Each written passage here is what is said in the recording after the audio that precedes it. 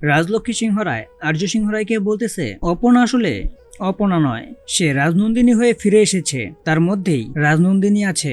এই কথা শোনা মাত্র আর্য সিংহ রায় কোনোভাবেই বিশ্বাস করে না। তারপর রাজলক্ষ্মী সিংহ রায় আবার ভালো করে বুঝিয়ে দেয়, বলতে থাকে এতদিন ধরে পরপর ঘটনাগুলোর পর তোমার কি মনে হচ্ছে যে অপনার মধ্যেই রাজনন্দিনী আসতেছে বারবার? তো বন্ধুরা, এই নিয়ে বিস্তারিত জানতে হলে ভিডিওতে লাইক দিয়ে পুরো ভিডিওটি দেখতে থাকো। শুরুতেই থাকছে আর্য যেখানে এসেছে অপনাও সেখানে চলে আসে, আর এসে দেখতে পায় আর্য রাজনন্দিনীর সমাধিস্থ স্থানে এসে কান্নাকাটি করতে। দাও রাজনন্দিনী, আমি বাঁচতে চাই, কেন এমনটা করছো?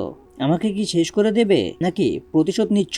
ঠিক ওই মুহূর্তে অপনাকে দেখে আর্য বলতে থাকে, তুই অপনা নয়, তুই রাজনন্দিনী। এখন অপনা কান্নাকাটি করে বলতে থাকে, স্যার আপনি যদি রাজনন্দিনীকে এতটাই ভালোবাসেন তাহলে আমাকে কি করে ভালোবাসবেন? তারপর অপনা অভিমান করে যখন চলে যেতে যাবে, ঠিক ওই মুহূর্তে দেখতে পায় রাজনন্দিনীর পুরনো সেই গাড়িটা, আর সেটা দেখে তার মাথায় ঘুরতে থাকে, এটা তো আমি চালিয়েছি আগে কখনো। আর তখনই ড্রাইভিং সিটে রাজনন্দিনীকে বসে থাকতেও দেখে সে, এবং সেও রাজনন্দিনী হয়ে ওই গাড়িতে ওঠে। গাড়িটা সুন্দরভাবে রাজনন্দিনী যেভাবে চালাতো ঠিক ওইভাবেই চালায়। যখন রাজনন্দিনীর আত্মা অপনার শরীর থেকে চলে যায়, তখন অপনা সে তো আর গাড়ি চালাতে পারে না, তারপরে হয়তোবা কোনো কারণে অ্যাক্সিডেন্ট করে, আর ওই গাড়ি থেকে উদ্ধার করে অপনাকে অপনাদের বাড়িতে নিয়ে যাওয়া হয়। তারপর রাজলক্ষ্মী সিংহ রায় আর্যকে বলতে থাকে, দেখলে তো আর্য, ওর মধ্যে রাজনন্দিনী বারবারই আসছে, তার মানে এটাই প্রমাণিত অপনা আসলে কোনো সাধারণ মেয়ে নয়, ও আমারই মেয়ে রাজনন্দিনী, তারই পূর্ণজন্ম হয়েছে অপনার মাধ্যমে।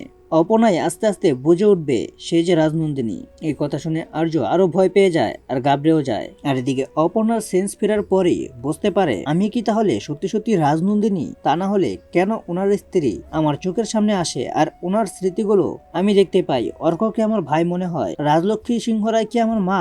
আমি অপনা কি তাহলে পূর্ণজন্ম রাজনন্দিনীর? তাহলে কি আর্য স্যারের সাথে আমার সম্পর্কটা এই জন্মের না 7 জন্মের? তো বন্ধুরা, এই নিয়ে তোমাদের মূল্যবান মতামত কমেন্ট করো, আর এরকম নিত্য নতুন সিরিয়ালের আপডেট পেতে এখনই চ্যানেলটা সাবস্ক্রাইব করো।